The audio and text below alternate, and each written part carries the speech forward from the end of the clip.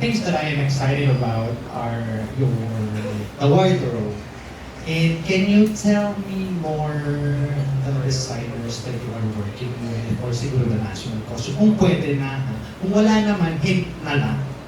Of course, there's so many talented and creative designers that I'll be working together with this journey. Of course, together with my stylist, Mami J-Ro, and of course, Mami Randall as well. Marami po kaming makaka-work na talaga namang talented designer. But two names that I can drop right now is my gown designer, of course, but Sir Rian Fernandez, and of course, my national costume designer is Mami Renal. Maraming salamat po.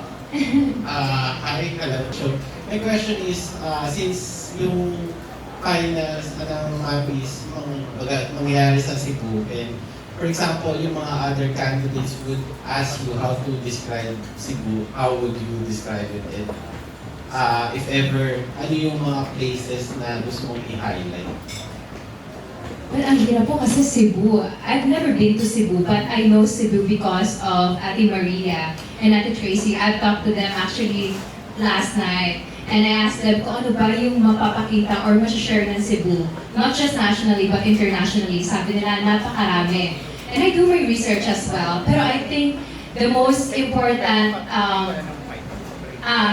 thing that I will highlight when they visit Cebu is the culture that Cebuano have. They are very festive, they are very grateful, and they're very accommodating. They're the melting pot of the Philippines, the culture, the traditions that they have there. And I'm very grateful and I'm very excited to share that.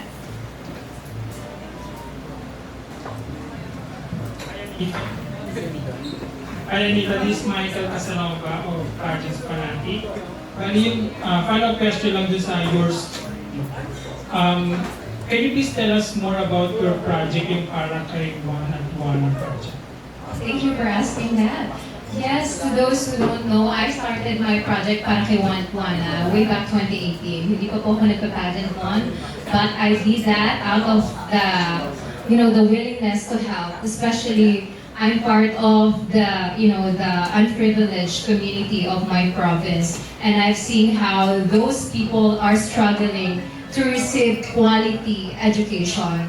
Especially I live in Barrio, medyo malayo po ang school sa amin, and I see that the main problem there is the lack of school, the lack of quality education that they're offering to the child, the students. So this para kay One at One, I know it's just a small project that I created with my friends way back 2018, but it aims to help the children, especially the IT community, our kapatids in Zambales, for them to have accessible education through the project that I'm doing, that I'm going to their sitio, to their barangays. We're like tackling kung ano ba yung mga importante when it comes to education. So we're encouraging them to attend school despite the hardship na alam ko naman na very present in our area. Thank you po. Question, kumusta ka? Kumusta ka na? Kumusta ka na after the coronation, after crown, Miss Asia Pacific International Philippines? I don't know if it's rejecting, but I'm very happy, I'm very grateful, and I feel so blessed po. And kaya ko nang na-interview ako ng The Crown Philippines after my crowning moment, umiyak ako because of tears of joy. Kasi finally, I was able to represent the Philippines na, and I was able to shout Philippines sa international stage. So I'm just so grateful and blessed. Sa competition is tiring. What personal things or things na ginawa mo after the night, after the coronation night? Nag-pray po talaga ako. Nag-pray ako. I thank God for all the blessing, for the strength, for the team that she gave me, the family, and of course the fans, the media that's supporting me. I thank Him po talaga. Yun, nag-pray po talaga ako after the coronation night. Yun talaga yung una kong ginawa. Nagkita tayo yesterday sa bench. Can you tell us your experience? How was it? It's my first bench fashion show. So, talaga pong masaya kasi in this achievement of mine, winning Miss Asia Pacific Philippines, it opened so many doors for me, including I was able to walk sa dance fashion show. So I just feel so grateful, and I'm looking forward sa kung ano pa yung mga blessings that might come our way, di ba? Salamat po. Hi, Miss Anita. This is Paolo from Pageant News International. Looking back, how has this pageant journey changed you as a person? I think it changed me for better.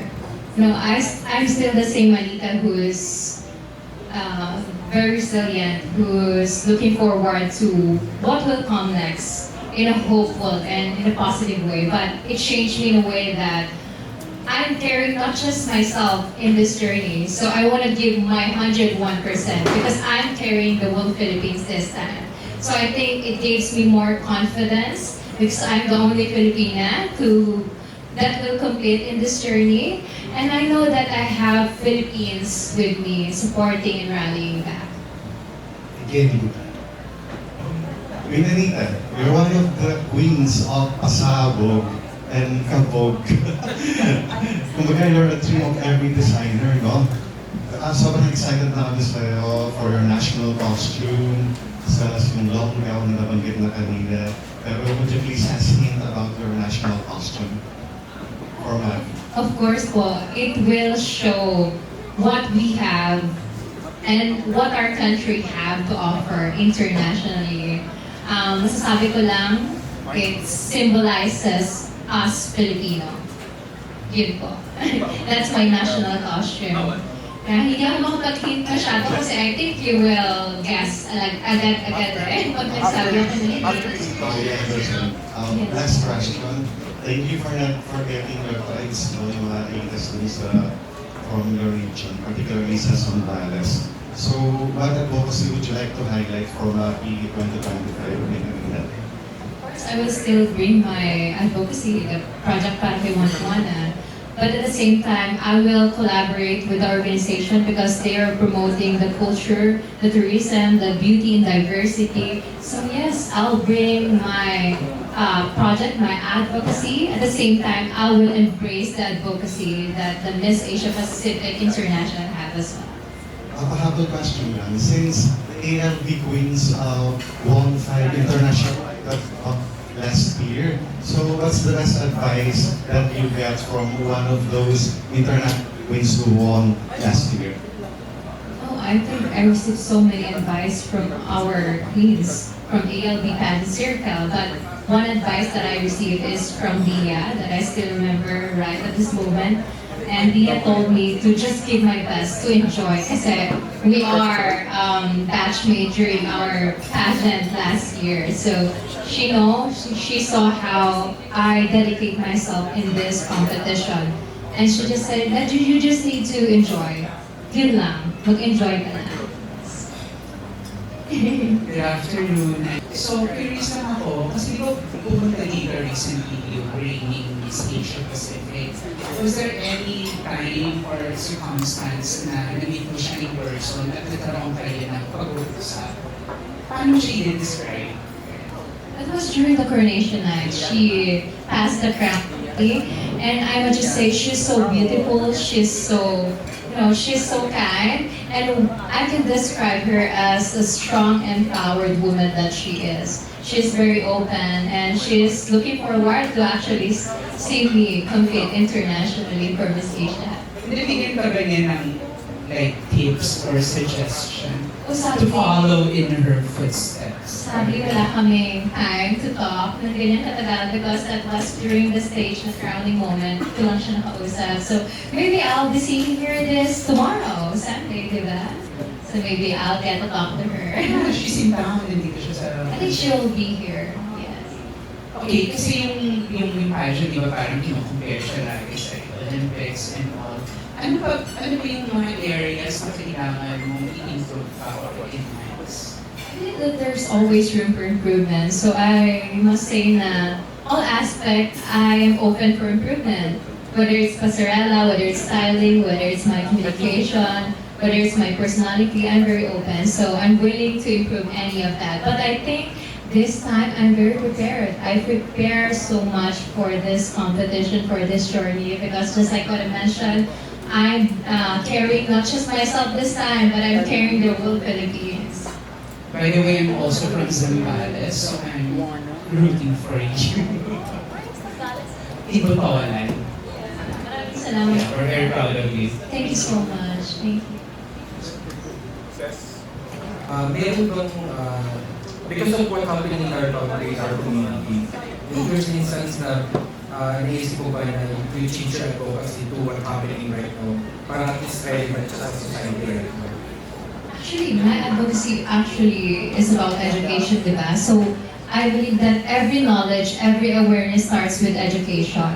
So when we give children, when we give our people the right learning, the quality education that they need, they'll be aware not just about what is needed in academics, but what is happening. They'll be aware, socially aware. And I think that if we boost the education system of our country, if we help together with some projects like mine, we will be able to give people, especially those indigenous communities, the awareness that they need, especially on certain matters that is happening in our country. Then some of the queens and some of the ayun na yung mga nasa pageantry, they are very vocal and they're very strong dun sa kanilang pinaninigan at paniniwala. Minsan sumasali rin sila sa mga yung pag-shout out at the same time, yung sasaling sa panghalaan. Ikaw ba as an individual, ano yung stand mo dito? I salute them. I very much love what they're doing. They're using their voices, their platform. But if you're gonna ask me, wala na po akong time kasi, mag-start na tomorrow, I'm gonna be locked in na. So, kung meron na akong time, I think I'll be part of the rally that they're using their voices as well to address the problem that we're facing right now. Thank you. Thank you po. Salamat.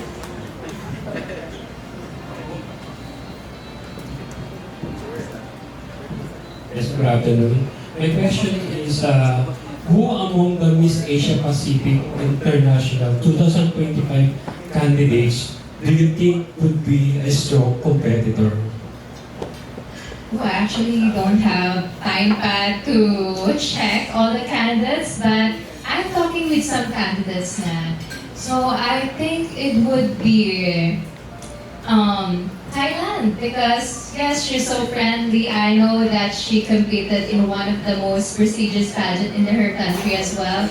And I can see that she is looking forward to see Philippines and to experience Philippines and of course to compete and perform in Miss Asia Pacific. So yeah, I think I'll be waiting for Miss Thailand to go here, yes, and to meet her as well.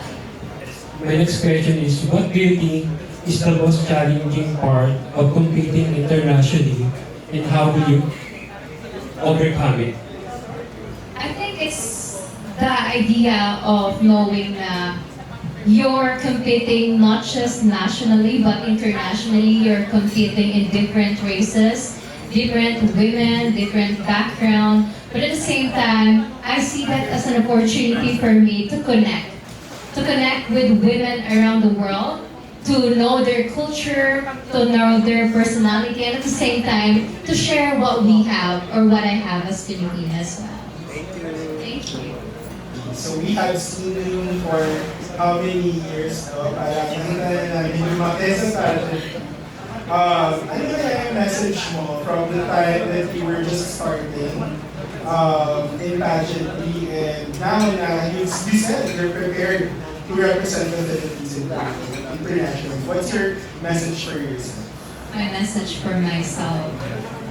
I think my message for myself back then is to continue what you're doing. Because in being in this journey, it's either you go home, or it's either you go big or you go home. So when you join a pageant, you should dedicate not just yourself, but your heart. So I must just say that she must just keep doing her best. Never let any circumstances, never let failure dictate or define who she is, because as we can see, even though I faced so many challenges, so many failure in my life, I am here with a crown, with a sash over my heart. Yes. And I like actually that. I'm also from Sambales, I'm from Olongapo. So, one thing that we have been seeing for the past years is the emergence of some millennials in beauty pageants, right? Again, we have CJ Piazza, right? So, how do you see that as a motivation in your in this journey that you have as you are having this competition internationally? I think it's an advantage that we have so many queens from Sambales as well because they paved the way for us, Sambaleña queens, to actually be known not just nationally but internationally. So one thing that I'll look forward is that I'll be able to represent this time not just my province but the whole Philippines. So proud of you, Anita. Thank you. Maraming salamat.